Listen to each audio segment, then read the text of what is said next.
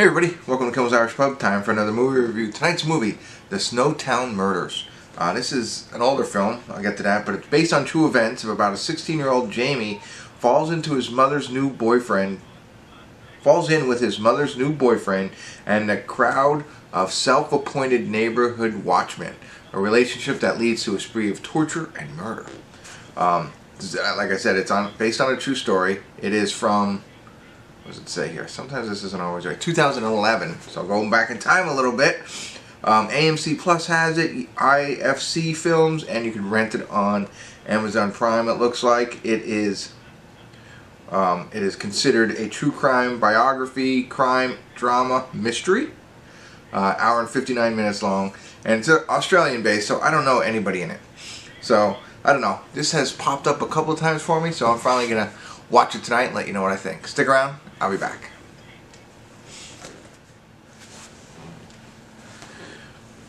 Hey everybody, we're at the credits of Snowtown Murders, or maybe it was just called Snowtown. What did I tell you guys it was called? I think it's just now as I look at it, no, it's called The Snowtown Murders, sorry. 2 hours long, and I do feel it like drug on for periods of time.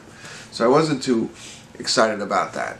It's not an easy film to watch, so we'll get into it. I'm going to have to just open up the book on this one because it would be too hard to dance around it. But so spoiler alert, spoiler alert, spoiler alert.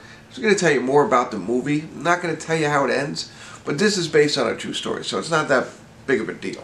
But if you haven't seen it, you don't want to learn more about it, I apologize, but I have to speak openly about it. This is a film about, as it says, she's a single mother of 3 boys, and she, her ex-husband lives close with another son of his. I'm not exactly sure who that guy is, but he's around with him the whole time. That's not important.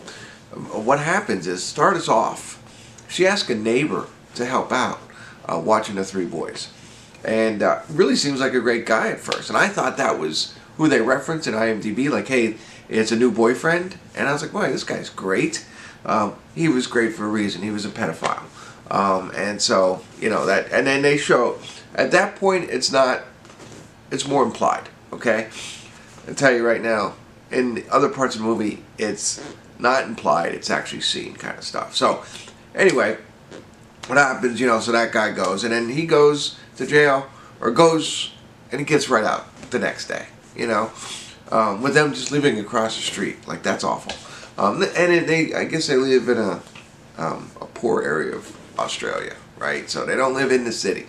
They're outside somewhere, in the suburbs, if you will. But a really run-down kind of neighborhood. Whatever, she meets her new boyfriend, that's John. John comes in, great, likes the kids, a little hard on them, but trying to bring them up right, teaching them manners, all that kind of fun stuff. And then you come to find out, like, he's really against, pedophiles, and the fact that, he wants to take matters into his own hands. And he has, like, group sessions with everybody, and, talks to them about everything, but then he's got a ragtag group of guys that go around and, make sure they're not doing it anymore. Well, her young son kind of falls into that crowd with him, and so he's going around with John, her boyfriend, to see what goes on. So we have the pedophile stuff, and then you also have, as I mentioned, there's torture and stuff like that. They show a lot of that. It's not over the top.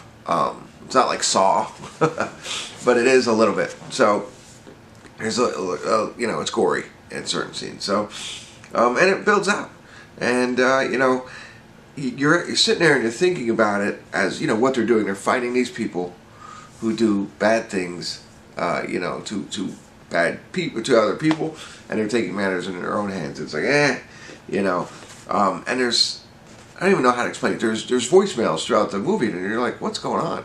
So if you watch it to the end, it all makes a little bit more sense. But the whole thing is, it's not just that. It's not just going after the pedophiles and stuff, I think.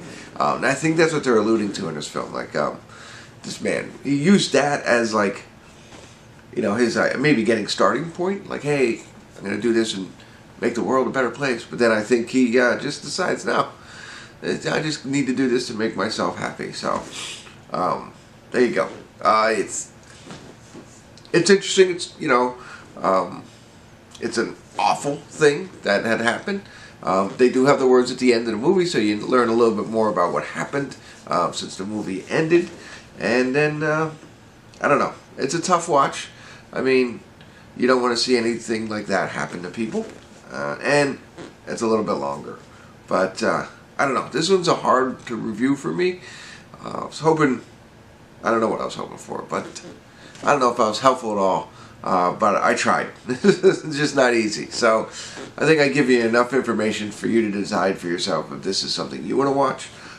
Maybe you've already seen it since it came out in 2011. So, alright, that's it. That's all I got. I'm rambling. I feel awful. I apologize. Thanks for tuning in. Kimmel's Irish Pub.